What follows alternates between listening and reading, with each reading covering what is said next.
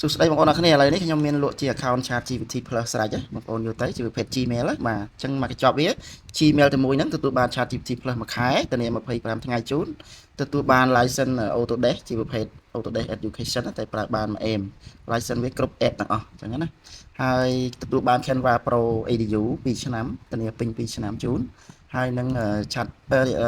Google Gemini Pro 18ខែអញ្ចឹងណាអញ្ចឹង Gmail មួយហ្នឹងគឺបាន4ណាបាទ ChatGPT Plus Canva បាទ Autodesk ហើយនឹង Gemini Pro អញ្ចឹងបាន4ណាបងប្អូនចង់ភ្ជាប់អីថែមអាចតាក់ទង admin បាន